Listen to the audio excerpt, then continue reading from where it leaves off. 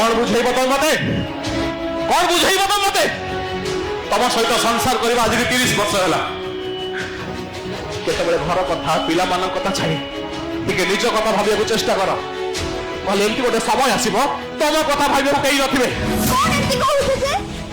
केमती कहबे 30 वर्ष है घर कथा पिला मान कथा तुम भाभी आस पिला माने केतल तुम कथा भाभी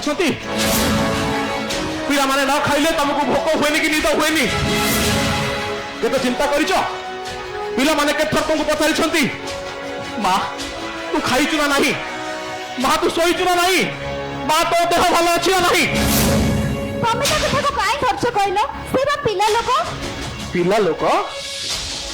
पिला लोक ताहे 2 लाख टंकार गाड़ी किणी कि न देले जो को आत्महत्या करिवर धमक दिए से पिला लोक निज आवश्यकता पूर्ण न हले जो को घर छाड़ी चली जीवार धमक दिए से पिला लोक बुझले सावित्री दुनिया सब बापा माँ माने ताको पिला मानकू पिला लोक बोली भाबन एई से मानकर सबुठु बड़ मूर्खामी तम कहवा मुताबक जदि तम पुओ पिला लोक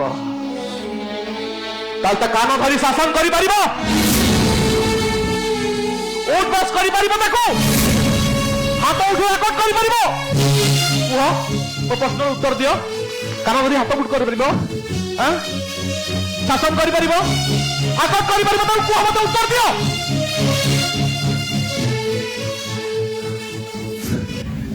पिला लोक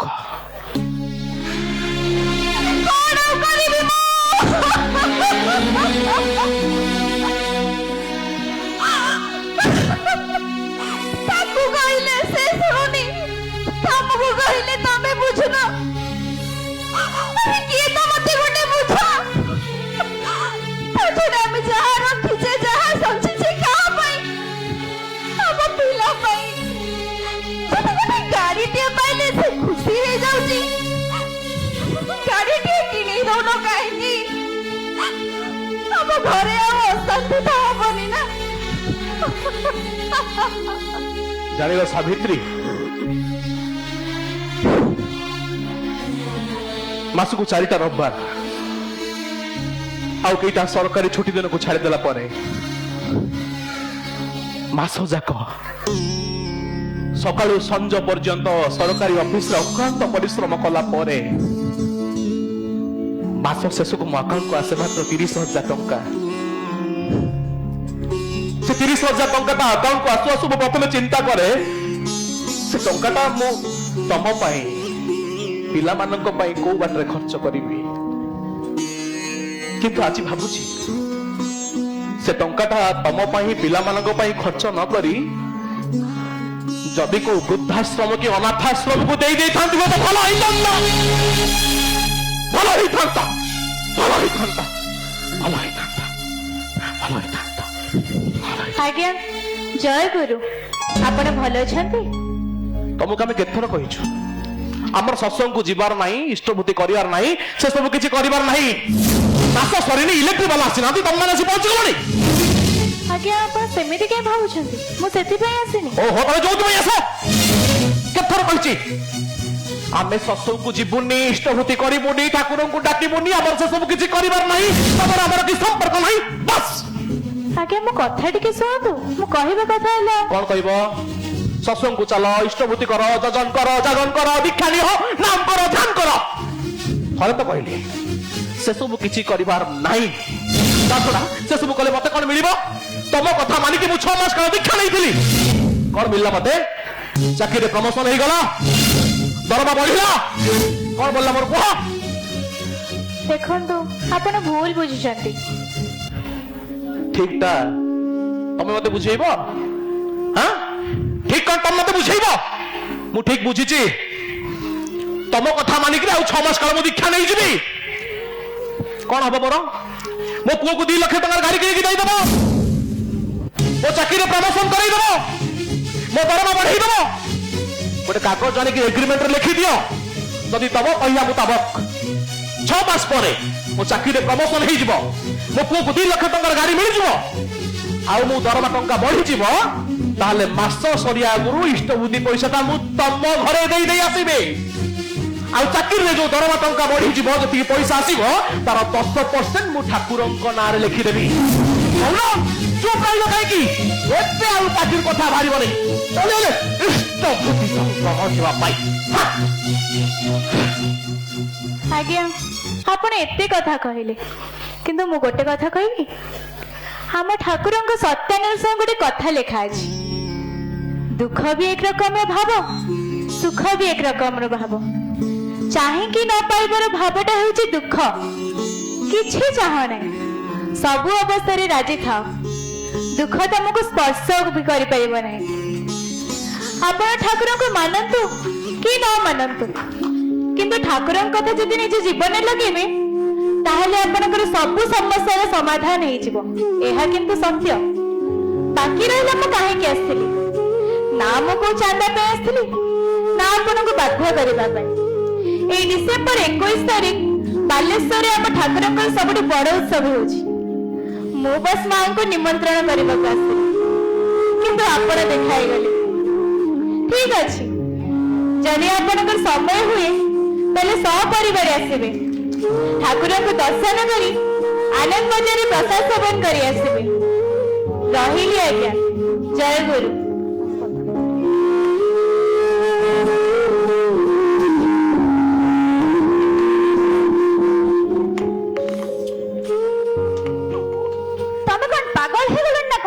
কাহাকে কোন কহুছ নিজে জানি পারছো তো পাগল হয়ে যাইছি হ্যাঁ মু পাগল হয়ে যাইছি তোমমানে সমস্ত মিশিকি মতে পাগল করে দেইছ পাগল আরে তুমি সিনা পাগল হয়ে যাইছ কিন্তু এই সোমবার ভিতরে যদি মতে গাড়ি না দিও মো পাগল আমি তুমি মানে সমস্ত দেখিবা ডরুছ মতে ধমক দউছ মতে ডর আরে ডর তুমি দেখিলানি কোউঠি আজি পর্যন্ত নিজ রোজগার রে আমକୁ চলাই আসছ বলি ডরেই রখিছ ইয়া পরঠু ডর কোন তুমি দেখিবা তো বাবাটা পরা সেমতি হনি রে যা হলে তো বাপা বাপা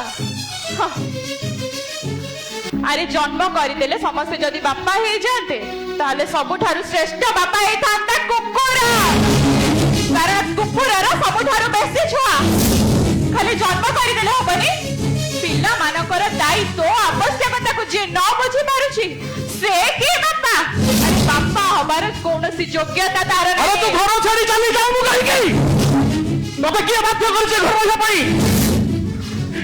2 ଲକ୍ଷ ଟଙ୍କାର ଗାଡି କିଣି ନଦେଲେ ଯୋଉ ପୁଅ ଧମକ ଦିଏ ଘର ଛାଡି ଚାଲି ଯିବାର ତାର କୋଉଠି କୌଣସି ଅଧିକାର ନାହିଁ ଘର ରହିବାର ଥରେ ନୁହ 10 ଥର ନୁହ 1000 ଥର କହିଛି ଆଉ କହିବି 2 ଲକ୍ଷ ଟଙ୍କାର ଗାଡି କିଣିକି ମୁଁ ଦେଇ ପାରିବିନି ତାପରେ ଯାହାର ଇଚ୍ଛା ହବ ସିଏ ଘରେ ରହିବ ନହେଲେ ଚାଲି ଯାଇ ତମେ କଣ ତିଆଡୁ ସାଡୁ କହି ଯାଉଛ ସେ କହିବ ବୋଲି କଣ ତମେ ବି ସେୟା କହିବ ତମେ ମତେ ବାଧ୍ୟ କରନି ସାବିତ୍ରୀ ତମେ ମତେ ବାଧ୍ୟ କରନି ଆଜି ମତେ କହିବାକୁ ଦିଅ ତାକୁ ଏଡେତେରୁ କେମିତି କରିବା ଛୋଟରୁ ବଡ କରିବା କଣ ଗୋଟେ ବାପାର କର୍ତ୍ତବ୍ୟ ନୁହଁ ନିଜ ପେଟକୁ ନ ଖାଇ ନିଜ ପେଟର ଭୋକକୁ ପେଟରେ ମାରି ତାକୁ ବଡ ସ୍କୁଲରେ ପାଠ ପଢିବା କଣ ବାପର କର୍ତ୍ତବ୍ୟ ନୁହଁ ତେବେ ଆଜି ଭାବୁଛି ଯୋଉ ପୁଅକୁ ମଣିଷ କରିବା ପାଇଁ ନିଜ ଜୀବନକୁ ମୁଁ ତିଳ ତିଳ କରି ଉତ୍ସର୍ଗ କରିଦେଲି ନିଜ ଖୁସିକୁ ମୁଁ ତିଳ ତିଳ କରି ମାରିଦେଲି ସେଇଟା ମଣିଷ ହେବା ପରିବର୍ତ୍ତେ ଏମିତି ଅମଣିଷ ହେଲା କେମିତି ଆଉ ନୁହଁ ଭୁଲଟା ତମର ନୁହଁ ଭୁଲ ହଉଛି ମୋର ଆରେ ତମ ମାନଙ୍କ କୋଳରେ ଜନ୍ମ ନବାଟା ମୋର ସବୁଠୁ ବଡ ଭୁଲ ଆରେ ତମକୁ ବାପା ବୋଲି ଡାକିବାଟା ମୋର ସବୁଠୁ ବଡ ଭୁଲ ବ୍ୟାଙ୍କରେ ଯୋଉ ଟଙ୍କା ରଖିନ ରଖିଥାଅ ମୁଁ ମରିଗଲେ ମୋର ପିଣ୍ଡ ଦେଇଦବ ସେମିତି କହନି ଆଜିଠୁ ତମ ମାନଙ୍କ ସହିତ ମୋର କୌଣସି ସମ୍ପର୍କ ନାହିଁ ମରିଗଲେ ତମ ପୁଅ ତମ ବାଟରେ ତମେ ଆଉ ମୋ ବାଟରେ ମୁଁ ରହିଯା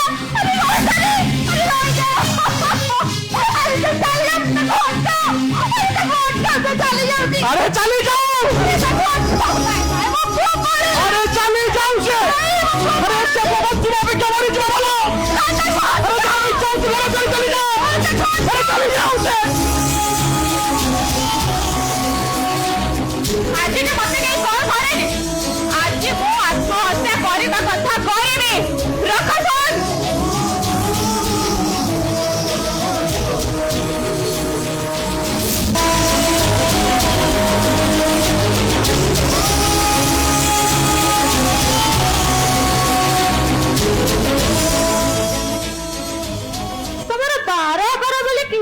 ନାହିଁ ଥାନାରେ ଆଇଆଇସି ହେଲି ବୋଲି ମୋର କଣ ଘର ପରିବାର ନାହିଁ ନା କଣ? ବର୍ଷକ 12 ମାସ ଥାନାରେ ଡ୍ୟୁଟି। ଆଜି ଗୋଟେ ମାଣବସାକୁ ଶାଶୁ ଘରକୁ ବାହାରିଛି, ଏମାନେ ଆସି କହୁଛନ୍ତି ମୋ ପୁଅ ହଜିଯାଇଛି, ତାକୁ ଖୋଜନ୍ତୁ। ତମ ପୁଅ କଣ ଥିଲା ଗାଈ ନା ଷଣ୍ଢ ତାକୁ ଖୋଜିବି? ତମେ ଜଗିଲନି ତମ ପୁଅକୁ। ଅତି ଗୋଟେ ବେକାରିଆ ଲୋକ ଯାହା କୁହନ୍ତି। ଆରଥରକ ସେମିତି ବୁଧେଇ ଓଷା କରିଥିଲି, 3 ପାଳି ପରେ 4 ପାଳି ବେଳକୁ ଗଞ୍ଜେଇ ଗାଡ଼ି ଧରିବା ପାଇଁ 3 ଦିନ ଗଲି, ଆଉ ଓଷା ଉଝେଇ ପାରିଲିନି। ଖାଲି ତ ଏମାନଙ୍କ ପିଲା ଛୁଆକୁ ଆମେ ଜଗୁଥିବୁ, ଆମ ପିଲା ଛୁଆ ପଛେ ମରନ୍ତୁ। ହଉ ମ୍ୟାଡାମ ରାଗନ୍ତୁନି। ଓହୋ, ଆପଣ ମାନେ ବୁଝିବାକୁ ଚେଷ୍ଟା କରନ୍ତୁ। ଆମ ଥାନାରେ ସବୁ ଯାକ ଫିମେଲ ଷ୍ଟାଫ, ଗୋଟାଏ ବୋଲି ମେଲ ଷ୍ଟାଫ ଯିଏକି ଡ୍ରାଇଭର, ସିଏ ବି ତା ଘରକୁ ପଳେଇଛି, ତା ସ୍ତ୍ରୀର ଡେଲିଭରି ଅଛି। କଣ କରିବ କହିଲ? ଆମ ମ୍ୟାଡାମ ଶାଶୁ ଘରକୁ ଯିବେ ବୋଲି ଭଡା ଗାଡି କରିକି ଯାଉଛନ୍ତି। ଥାନା ଗାଡି ଥୁଆ ହେଇଛି, ଚଲେଇବାକୁ ଲୋକ ନାହାନ୍ତି। ତମେ ପୋଲିସ ଷ୍ଟେସନକୁ କଣ ବୋଲି ଭାବିଛ? ଟିକେ କଣ ହେଲେ ଦୌଡ଼ିକି ପଳେଇ ଆସିବ। ପରଦିନ ସେମିତି ଜଣେ କିଏ ଆସିଥିଲେ, ତାଙ୍କ ବାଡିରୁ କିଏ ଅମୃତଭଣ୍ଡା ଚୋରି କରିଦେଇଛି ଏଫଆଇଆର ଦବା ପାଇଁ। ଆଉ କିଏ କହିଲେଣି ତାଙ୍କ ରୋଷେଇ ଘରୁ ବିଲେଇ ମାଛ ଖାଇ ଦେଇଛି ଏଫଆଇଆର ଦବା ପାଇଁ। କଣ ଭାବୁଛ ଏଇଟା ପୋଲିସ ଷ୍ଟେସନ ନା ବସ୍ତା ହାଟ? ହଉ ଏଫଆଇଆର ଟା ଲେଖି ଦେଇକି ଯାଅ, ମୋ ଶାଶୁ ଘରୁ ଆସେ। ମ୍ୟାଡାମ ଦେଖିଲେ ମୋ ଶାଢୀଟା ଭଲ ହେଇନି? ହଁ ଭଲ ହେଇଛି, କିନ୍ତୁ ଆଉ କିନ୍ତୁ ପୁଣି କଣ ଯେ ଆପଣ ତ ବାହାଘର ହେଇନାହାନ୍ତି, ଆପଣ କଣ ଜାଣିବେ ଶାଢୀ ଓଷା ବାର କଣ?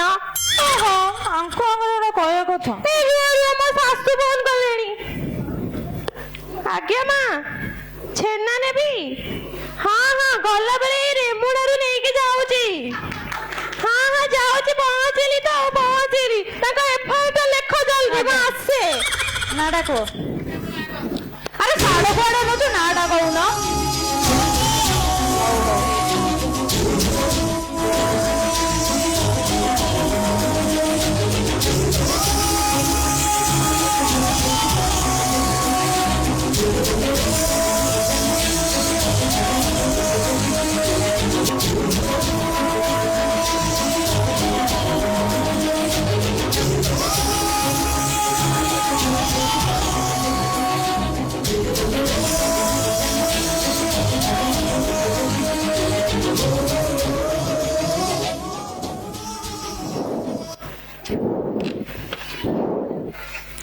ଆଜ୍ଞା ଶୁଣନ୍ତୁ, ବାପାଙ୍କୁ ଆମର ସବୁ ଜଣା।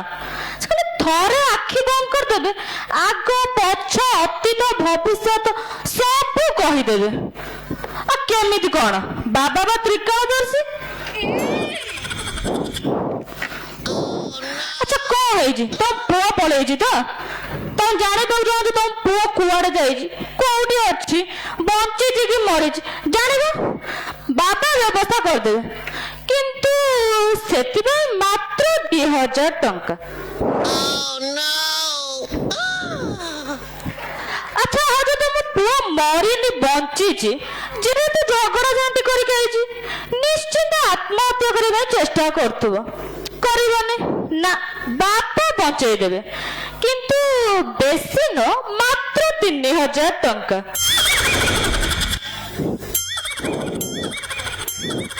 ଆଉ ଯଦି ତମ ପୁଅର ଠିକଣା ଜାଣିବାକୁ ଚାହୁଁଛ, ତମ ପୁଅ କୁଆଡେ ଯାଇଛି, କୋଉଠି ଅଛି ଜାଣିବ? ସେ ଅବସ୍ଥା ବାବା କରିଦେବେ, ମାତ୍ର 4000 ଟଙ୍କା।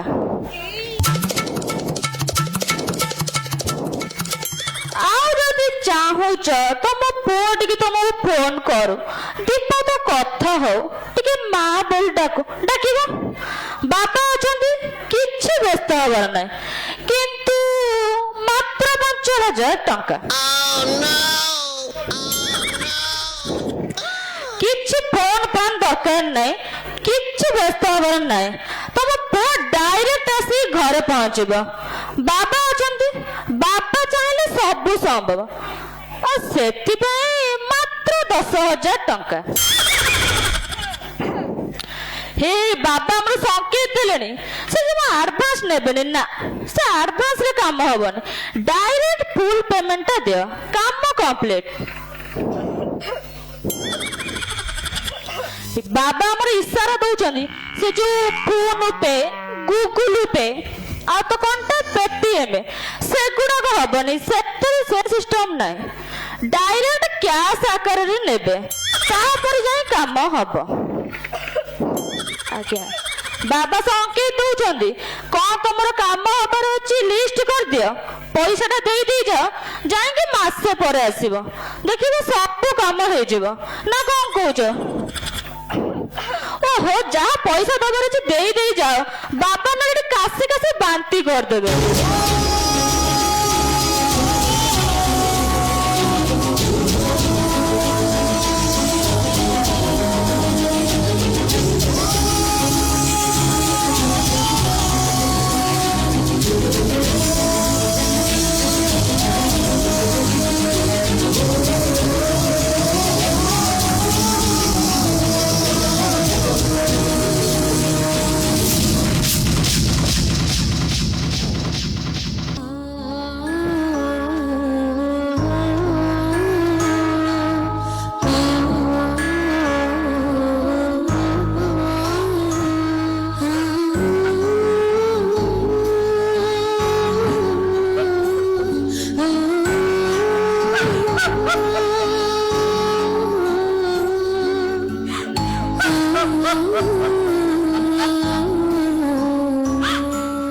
आस्ते आस्ते परिवार को बसिलानी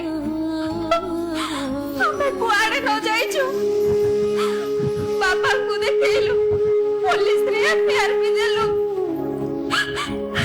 देले छुआटार किछि भी खबर तो नहीं छुआटा कुआड़े गला कौन खाइला कोठी रहिला तार पिछे खोज खबर मिलुनी प्रभु किछि भी भल लागुनी सावित्री सब दोष हूँ मोर मुझे से दिन ताकू एत गोटे कथा कही न था से जामरी पाखे था भाविली से भल बाट को आसो से लगे कि मुझे गोटे कथा कहीदेली जानती से घर छाड़ी सतरे पड़े मत निजको भारी दोषी दोषी लगुच मत लगुच सब भूल जमी मोर मुझे भूल कर सुण से कौन सतरे आउ केबे आम पाखକୁ फेरिबोनी से कौन केबे आम सह कथा हबोनी से कौन केबे आमते मां बोली डाकिबोनी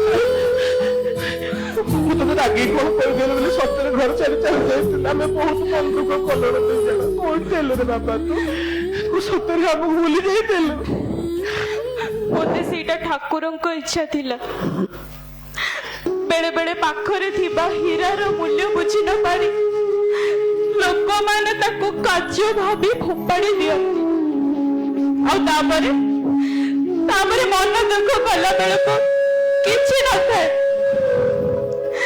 से दिन जदि मो सहित एमिति परिस्थिति आसी न थांता ना मो तमठो दूरे ही थांती ना मो संगुरुंकर शरण मन ही पाई थांती ना मो मनरे तम मानुष प्रति थिबा भल पाइबाकु बुझी पारि थांती मते क्षमा कर दियो मां मोर भूल ही जाइछि मते क्षमा कर दियो बापा मोर भूल ही जाइछि बापा ए बापा एमती काहे कहूछु हां ଏମିତି କାହିଁ କହୁଛୁ? ମୁଁ ଠିକ କହୁଛି ବାପା। ସେଦିନ ମୁଁ ଏଠୁ ଗଲା ପରେ ଆତ୍ମହତ୍ୟା କରିବା ପାଇଁ ନଈ କୂଳରେ ଯାଇ ବସିଥିଲି। ଆଉ ହଠାତ୍ ସେଠି ଜଣେ ମାଙ୍କ ସହିତ ମୋର ଦେଖା ହେଲା। ସେ ମତେ ନେଇ ନଈ କୂଳରେ ଥିବା ସେଇ ସତ୍ସଙ୍ଗ ବିହାରରେ ରଖିଲେ। ତାପରେ ମୁଁ ସେଇ ସତ୍ସଙ୍ଗ ବିହାରରେ ରହି ଠାକୁରଙ୍କୁ ଦର୍ଶନ କଲି, ପ୍ରାର୍ଥନା କଲି, ଆଉ ସତ୍ସଙ୍ଗରେ ସବୁ କଥା ଶୁଣିଲି। ଆଉ ତାପରେ ମୋ ଭିତରେ କେମିତି ଗୋଟେ ଅଦ୍ଭୁତ ପରିବର୍ତ୍ତନ ହେଇଗଲା ମୁଁ ଜାଣିପାରିଲିନି। ଜାଣିଛୁ ବୋଉ, ସତ୍ସଙ୍ଗରେ ମୁଁ ଶୁଣିଥିଲି ଶ୍ରୀ ଶ୍ରୀ ଠାକୁର ଅନୁକୂଳ ଚନ୍ଦ୍ର ତାଙ୍କ ମାଙ୍କୁ ଭାରି ଭଲ ପାଆନ୍ତି। ଆଉ ଏଇ ସବୁ ଶୁଣିଲା ପରେ ମତେ ତୋ କଥା ଭାରି ମନେ ପଡିଲା ବୋଉ।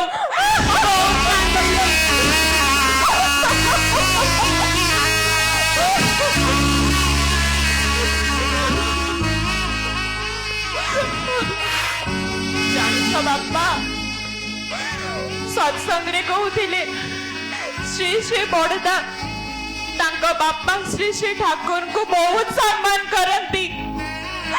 ଆଉ ଏଇ ସବୁ ଶୁଣିଲା ପରେ ମତେ ତମ କଥା ଭାରି ମନେ ପଡିଲା ବାପା। ମୁଁ ବହୁତ କାନ୍ଦିଲି।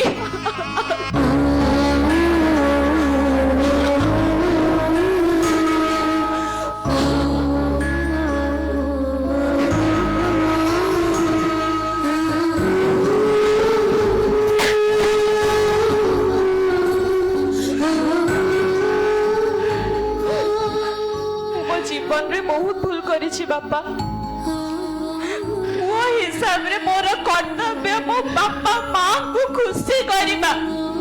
ହେଲେ ମୁଁ ତମକୁ ବହୁତ କଷ୍ଟ ଦେଇଛି, ମତେ କ୍ଷମା କରିଦିଅ।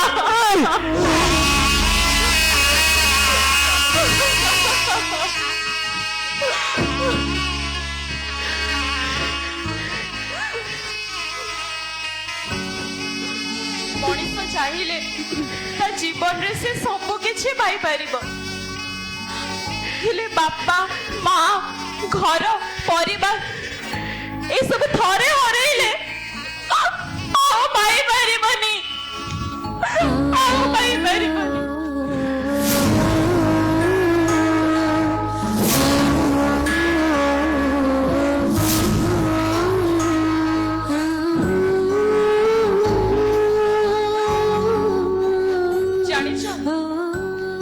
ସେଦିନ ଯଦି ମୋ ଜୀବନରେ ସେ ମା ଦେଖା ହେଇନଥାନ୍ତେ ତାହେଲେ ଆଜି ମୁଁ କୋଉଠି ଯେ ଥାନ୍ତି ତା ମୁଁ ନିଜେ ବି ଜାଣିନି। ବାପାରେ,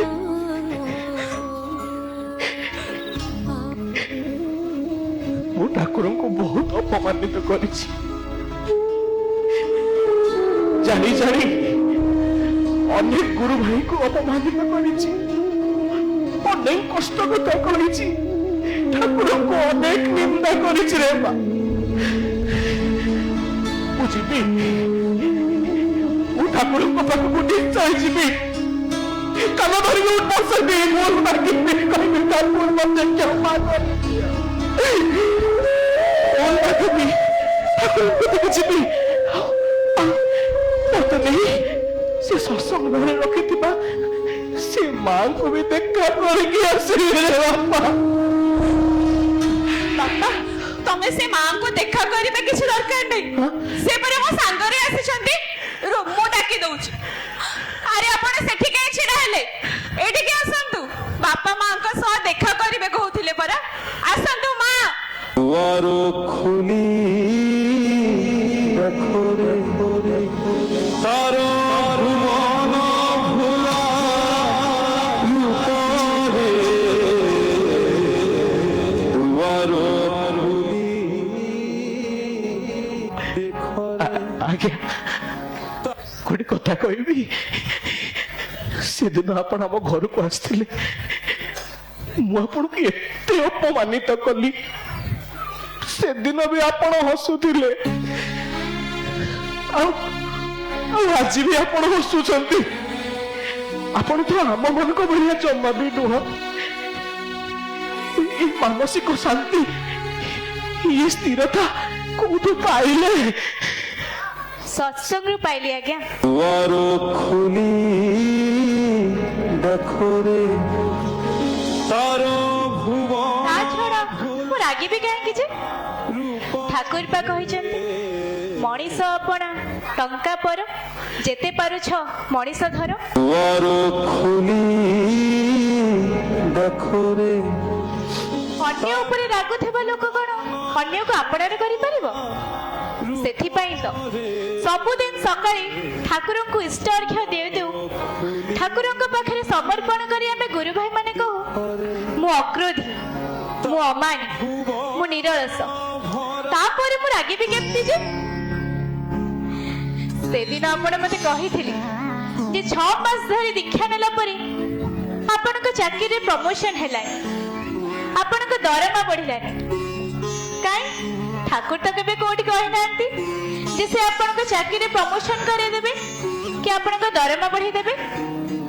ସେ କେବଳ ଜୀବନ ଓ ଦର୍ଶନର କଥା କହିଛନ୍ତି, ମଣିଷକୁ ସୁନ୍ଦର ଭାବେ ଗଢି ତୋଳିବା କଥା କହିଛନ୍ତି। ଜାଣିଛନ୍ତି ଆଜ୍ଞା, ଯେବେ ମଣିଷର ପରିବାର ସରସ ସୁନ୍ଦର ହେଇଯିବ, ଏ ସମାଜ ଯେବେ ତାକୁ ଭଲ ମଣିଷ ବୋଲି କହିବ, ସେବେ ଏ ଦୁନିଆ ତାକୁ ଆପଣା ଚାହେଁ ବିଜୟତା ବୋଲି କହିବ। ଲୋକଙ୍କ ପାଖେ କୋଟି କୋଟି ଟଙ୍କା ଥାଇ ମଧ୍ୟ ସେମାନେ ଖୁସିରେ ନାହାନ୍ତି, କିନ୍ତୁ କମ୍ ରୋଜଗାରରେ ସତ୍ ମାର୍ଗରେ ଥାଇ ଲୋକମାନଙ୍କ ଜୀବନରେ ସୁଖ ଓ ଶାନ୍ତି ଅଛି। ଲୋକଙ୍କର ପାଖେ ପଇସା ଥାଇ ବାପା ମା ଭାଇ ଭଉଣୀ ପରିବାର ଭିତରେ ଯଦି ଖୁସି ନାହିଁ, ତାହେଲେ ସେ ପଇସାର ମୂଲ୍ୟ କଣ? ସେ ପଇସା କୋଉଠି ଲାଗିବ ଆଜ୍ଞା?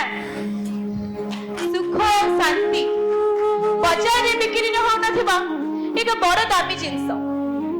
ସେଥିପାଇଁ ଠାକୁର କହିଛନ୍ତି ସଦ୍ଗୁରୁଙ୍କ ଶରଣାପନ୍ନ ହୁଅ, ସତ୍ସଙ୍ଗର ଆଶ୍ରୟ ନିଅ, ସତ୍ ନାମ ମନନ କର।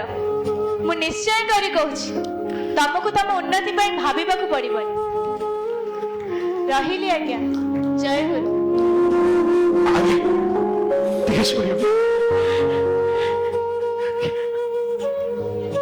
ମୁଁ ତ ଠାକୁରଙ୍କୁ ବହୁତ ଅପମାନିତ କରିଛି, ଠାକୁରଙ୍କୁ ବହୁତ କଥା କହିଛି।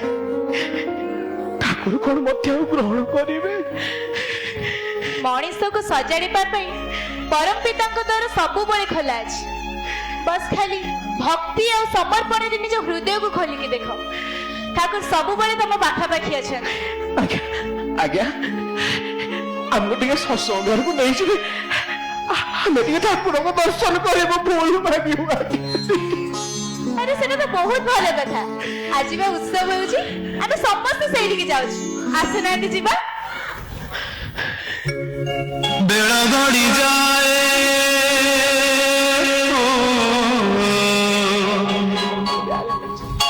ବେଳ ଗଡ଼ି ଯାଏ ଭାରି ହେଲାଣି ଉଛୁର, ଦୂରେ ବହୁ ଦୂରେ ନଈଆର ପାରେ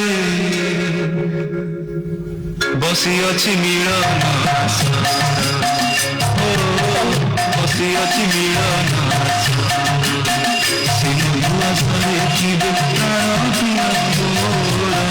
ବସି ଅଛି ମିଳନ।